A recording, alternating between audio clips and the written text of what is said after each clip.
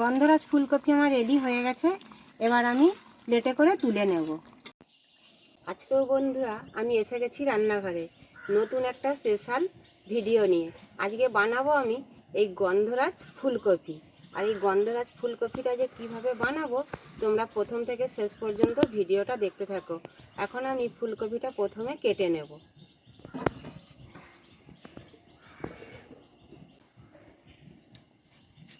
এরকম একটা গোটা টাটকা তাজা ফুলকপি নিয়েছি।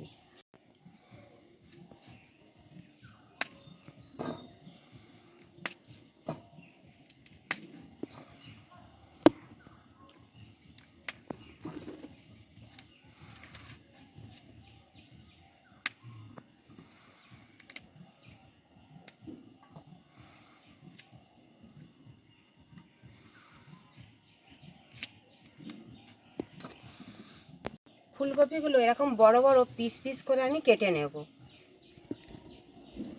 গন্ধরাজ ফুলকপির জন্য খুব ছোট পিস আমি করব না, এরকম বড় বড় পিসই রাখবো।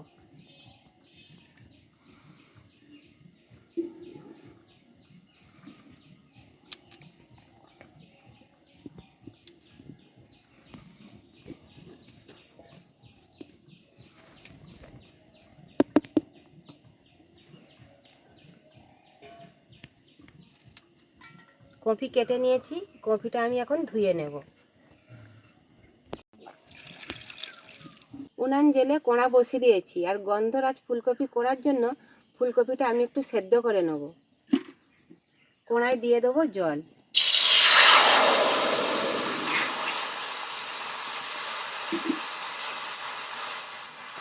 ফুলকপিগুলো জলের মধ্যে দিয়ে নুন দিয়ে আমি ভালো করে সেদ্ধ করে নেব।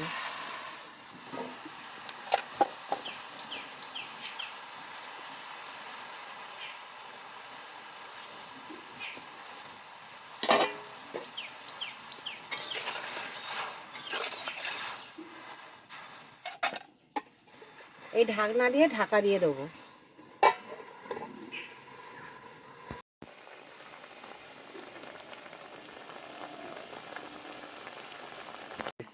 কপি ভালো করে সেদ্ধ করে নিয়েছি, এবার আমি কপি সেদ্ধটা তুলে নেব।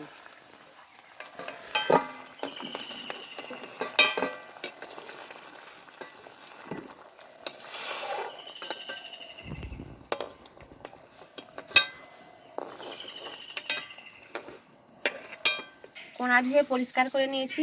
এখন আমি কপি ভাজার জন্য কড়াই সাদা তেল দিয়ে দেবো।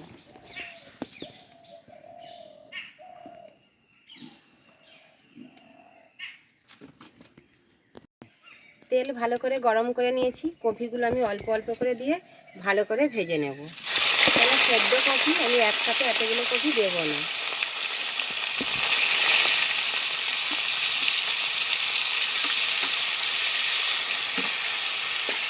এতে কপিটা ভালোভাবে ভাজা হয়ে যাবে।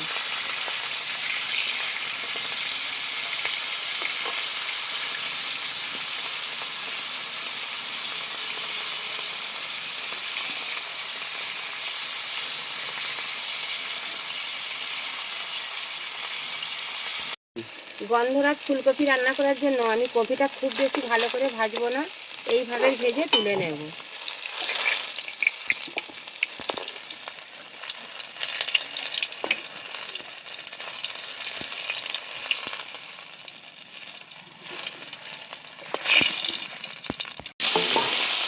বাদ বাকি কপিগুলো আমি এইভাবে ভেজে নেব।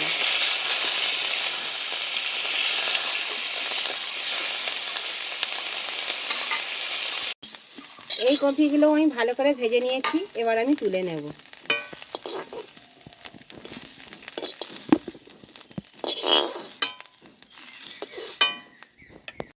গন্ধরাজ ফুলকপি বানানোর জন্য আমি এখানে কি কি মশলা নিয়েছি: আদা কাঁচা লঙ্কা বাটা, এখানে নিয়েছি কাজু আমন্ড বাটা, চালমগজ, পোস্ত, সাদা তিল, আর যেমন ঘি তেল আছে ওগুলো তো দেবই। কড়া গরম করে নিয়েছি, এবার আমি দিয়ে দেবো সাদা তেল। আর সাদা তেল দিয়েই গন্ধরাজ ফুলকপিটা আমি বানাবো। তেলের মধ্যে দিয়ে দেবো প্রথমে হিং,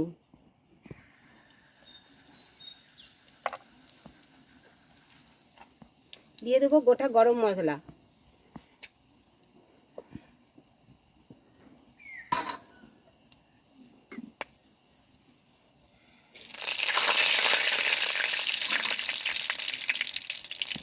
এবার তেলের ওপরে দিয়ে দেবো আমি কাঁচা লঙ্কা আদা বাটা।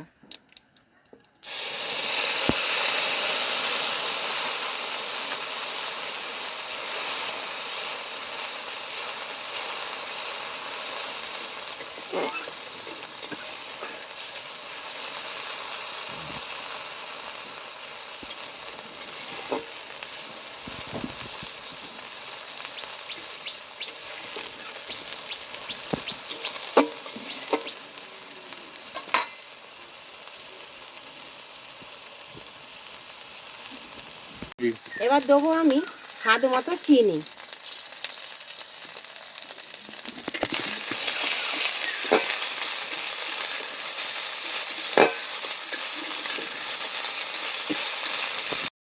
আদা কাঁচা লঙ্কা ভালো করে ভেজে নিয়েছি, তেলও ছেড়ে গেছে। এবার আমি বেটে রাখা কাজু, আমন্ড, চালমগজ, সাদা তিল, পোস্ত বাটাটাও দিয়ে ভালো করে কষে নেব।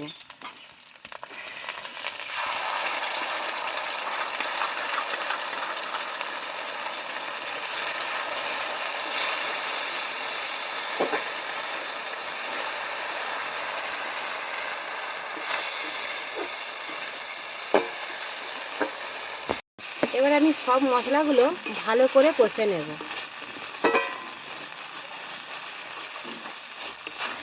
আর আমার এই গন্ধরাজ ফুলকপি কে কোথায় থেকে দেখছো বন্ধুরা, কমেন্টে জানাবে। আর ভিডিওটা ভালো লাগলে লাইক, কমেন্ট, শেয়ার করে দেবে। আর এই রকম নতুন নতুন ভিডিও দেখার জন্য চ্যানেলটিকে সাবস্ক্রাইব করে দেবে। গন্ধরাজ ফুলকপি করার জন্য আমি কয়েকটা গন্ধরাজ লেবুর পাতা নিয়েছি। এটা এখন আমি মশলার ওপর দিয়ে দেবো।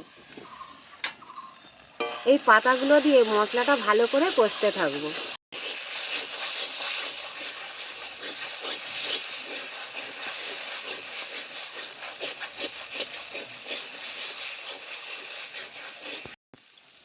ওপর দিয়ে দেবো মশলা ধোয়া জল। মশলা ধোয়া জলটা দিয়ে ভালো করে মশলাটা আমি এখন কষতে থাকবো।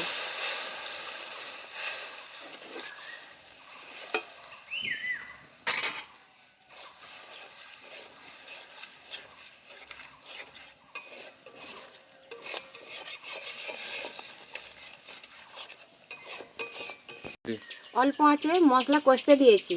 আর গন্ধরাজ ফুলকপি বানানোর জন্য আমি একটা গন্ধরাজ লেবু কেটে নেব।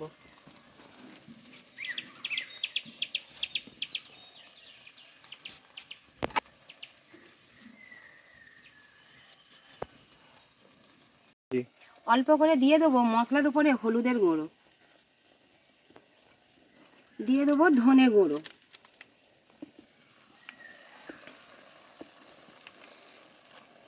গোলমরিচ গুঁড়ো,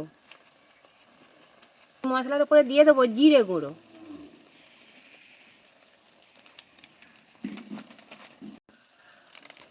এবার ওপর দিয়ে দেবো কসুরি মেথি, দিয়ে দেবো কেটে রাখা গন্ধরাজ লেবুর রস।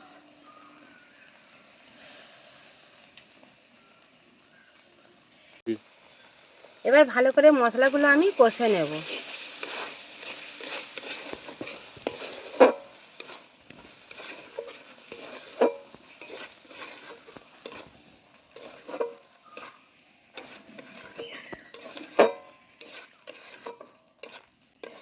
এবার আমি ওপর দিয়ে দেবো লবণ।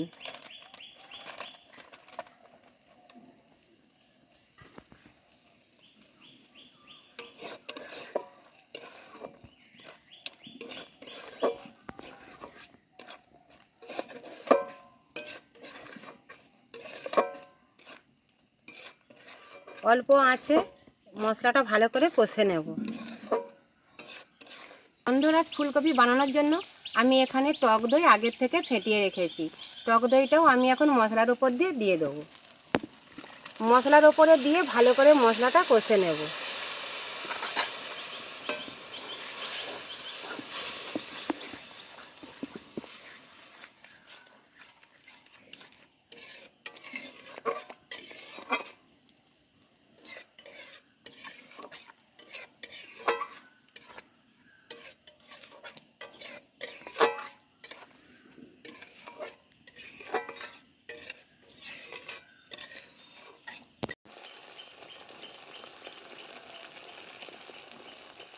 মশলা ভালো করে কষে নিয়েছি। এবার আমি মশলার উপরে কয়েকটা কাঁচা লঙ্কা চেরা দিয়ে দেবো। গ্রেভি করার জন্য আমি একটু সাদা জল দিয়ে ভালো করে মশলাটা আরও কষে নেব।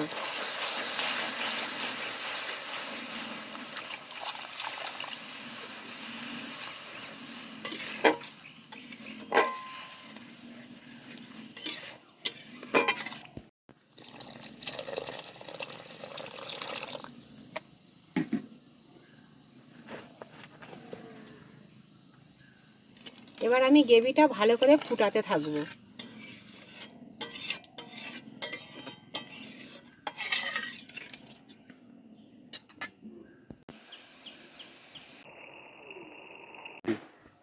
সব মশলা দিয়ে গ্রেভিটা আমি ভালো করে ফুটিয়ে নেব। কেন আমার কপি সেদ্ধ করা ভাজা, প্রথম থেকে আমি কপি দিয়ে সেদ্ধ করব না, আরও একটু আমি গ্রেভিটা ঘন ঘন করে তারপরে ফুলকপিটা দেবো। আর এইরকম ফুলকপি বাড়িতে থাকলে বন্ধুরা তোমরাও একবার বানিয়ে নেবে, খেতে অনেকটাই টেস্টি লাগে। গ্রেভি ভালো করে আমি ঘন করে নিয়েছি। এবার ভেজে রাখা ফুলকপিটা গ্রেভির মধ্যে ঢেলে দেবো।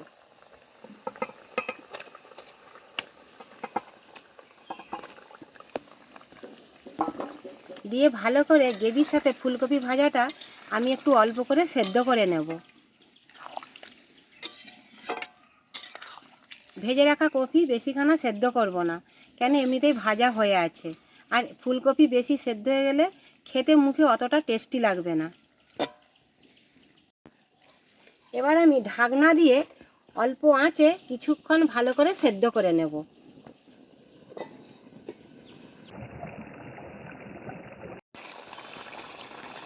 গন্ধরাজ ফুলকপি আমার বানানো হয়ে গেছে। এই রকম আমি গ্রেভি গ্রেভি রাখবো। এবার আমি তরকারি নামানোর আগে ওপর দিয়ে একটু গরম মশলা গুঁড়ো আর ঘি দিয়ে দেবো।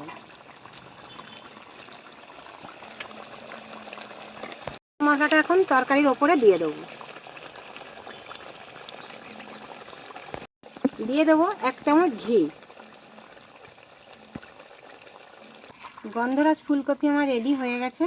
এবার আমি প্লেটে করে তুলে নেব। গ্রেভিটা আমি এই রকম রেখেছি, খুব ঘনও না খুব পাতলাও নয়। এবার আমি প্লেটে করে তুলে নেব।